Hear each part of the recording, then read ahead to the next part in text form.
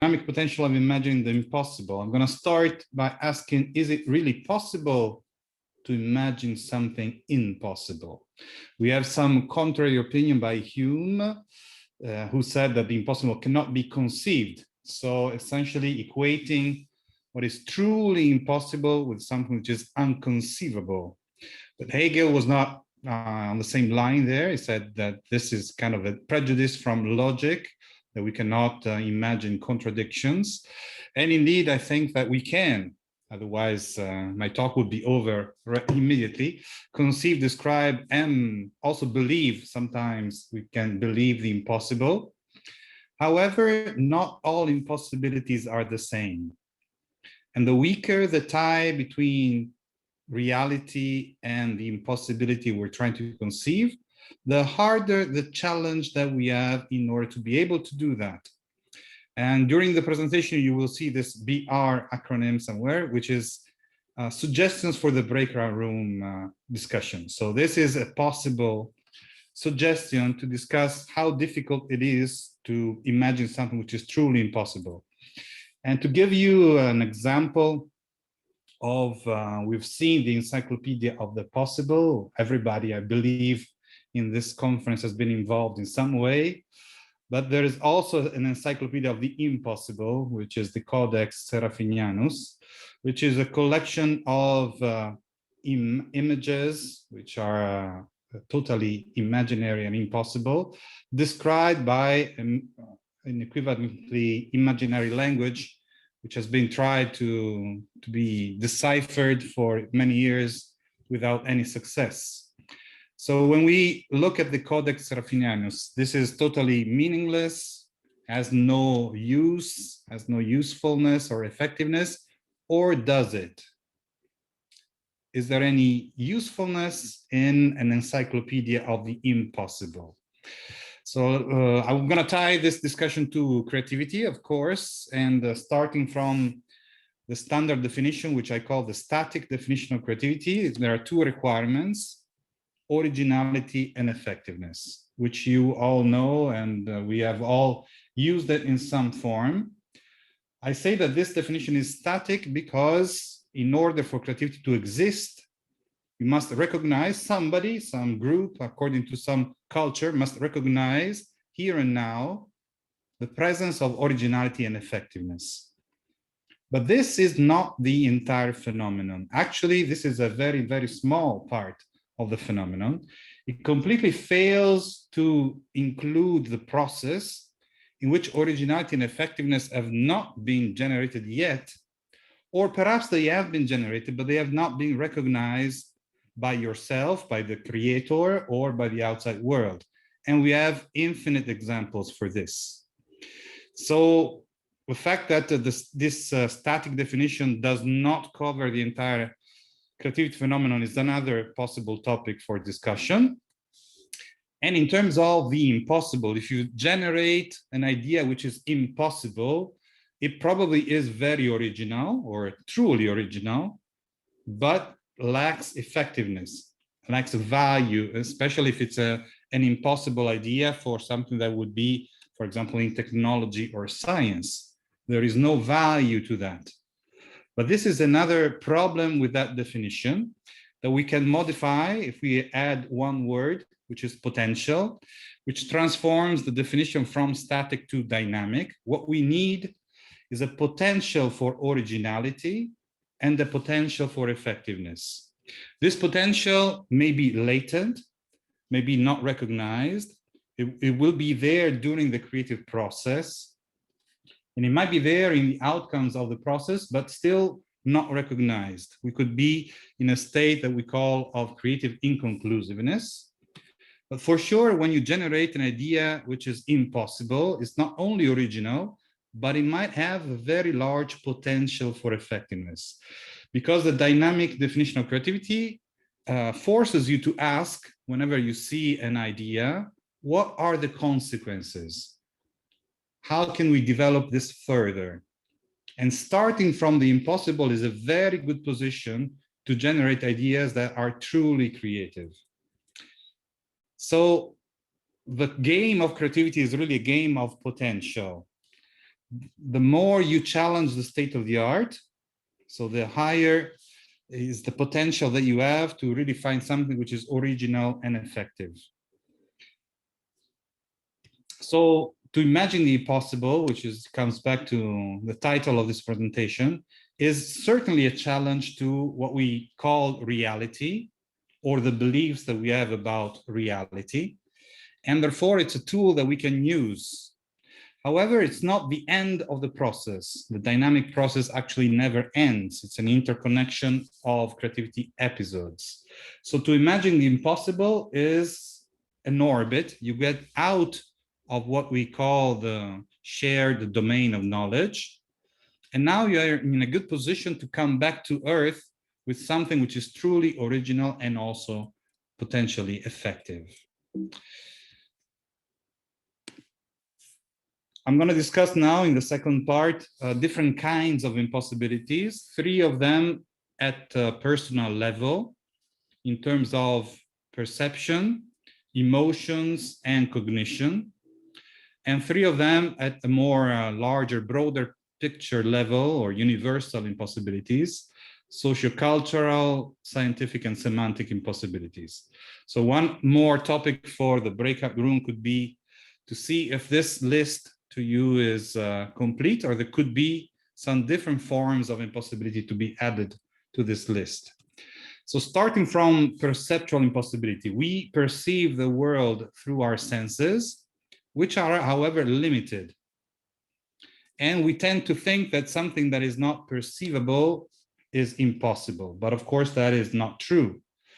On the other hand, in the world of magics, of course, we know that this is exactly what magicians do. They exploit the limitations in our perception system to make us believe that something impossible that has happened in front of our eyes. And coming to the electromagnetic field and the propagation of that field, it's a physical phenomenon which is totally invisible to our senses. It can actually only be measured through technology. And therefore, when Guglielmo Marconi was performing his first experiments and laying out his first networks with wireless telegraphy, he was considered to be a wizard because people did not understand how this was possible, the wizard. And I invite you to see the similarities between this magician and this picture of Guglielmo Marconi. Another form of impossibility is something which is more related to how we feel about ourselves, emotional impossibility. So our personal identity, and through our development, we go through several phases in this sense, forces us to think that we might not be able to do things. And this feeling of impossibility might not even be aware. We might not even be aware of that.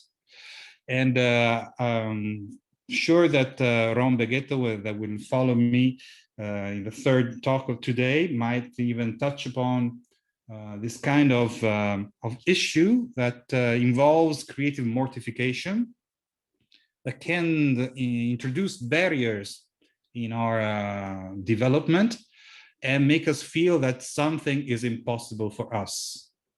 So for the breakout room, what is the value in terms of clinical intervention, if you want, of imagining the impossible for me? So to go beyond the barriers that I have created, or maybe the environment has created around me during my development. A third kind of impossibility at personal level is what comes out of reasoning, logic. So we can establish that something is impossible through our rational thinking. And from a philosophical point of view, actually, this is a very long discussion about the worlds of impossibility. And here you see the square of opposition that comes out of semiotics and renders impossibility opposed not only to possible, but also to what is necessary. Of course, there are also impossibilities that are shared between humans at a so-called larger or universal level. From a sociocultural point of view, if an entity cannot exist in our society, it's because we believe it cannot happen, it cannot exist. So for example, freedom in a country where you have a dictatorship may seem to be something impossible. And today we know that we are fighting against post-truths, and to dismantle the post-truth seems to be impossible because scientific data is not enough. It's not enough to dismantle the post-truth. So what is the value, again, what is the value of challenging impossibilities at sociocultural level? What are the political implications of that? This is a topic for discussion. From the scientific point of view, this is perhaps the most difficult kind of impossibility to challenge, because in this case, it's based on science, it's based on data. Some things are obvious that are impossible. For example, if you imagine two suns in our solar system, it's not difficult to imagine. You can draw it, of course, but we know it's completely impossible. On the other hand, there are other forms of impossibility, like, again, I have to speak about Marconi again.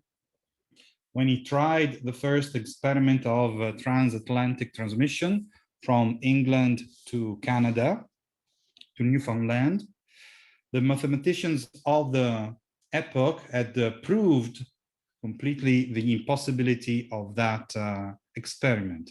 He believed in the impossible, and he was able to prove that actually this was possible, even though he performed the experiments in December.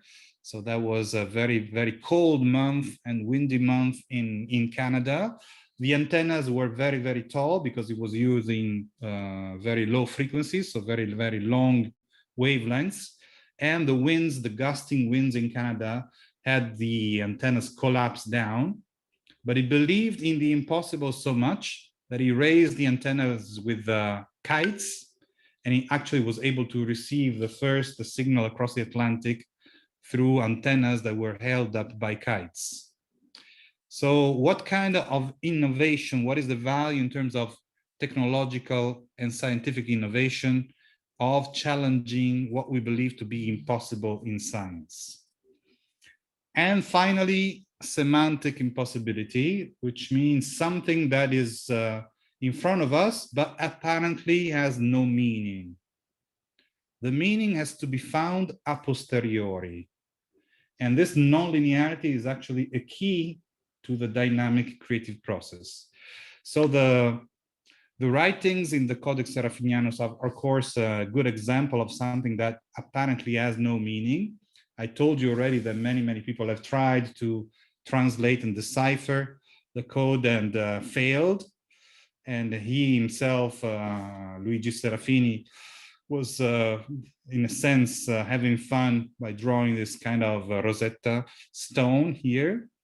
But another tool that can be used in the creative process, and actually we do use that quite frequently in our sessions, is that of creating metaphors that do not exist, metaphors that have been presented for the first time, or nonce metaphors.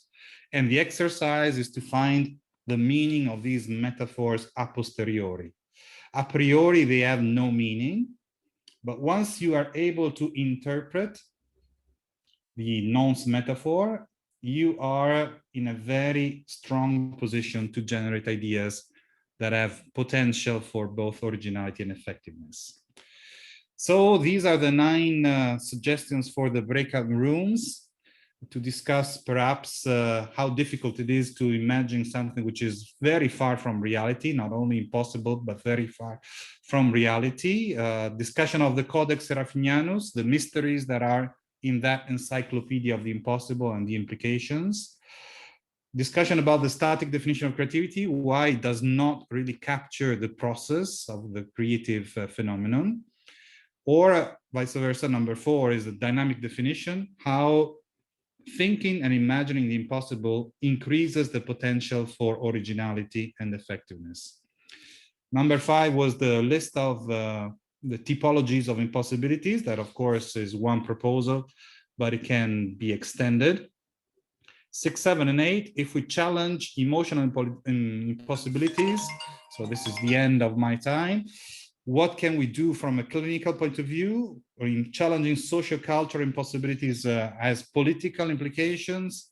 Scientific possibilities can give you innovation, and semantic impossibilities can give you creative ideas. So thank you very much for your attention, and I'll give the floor back to Vlad.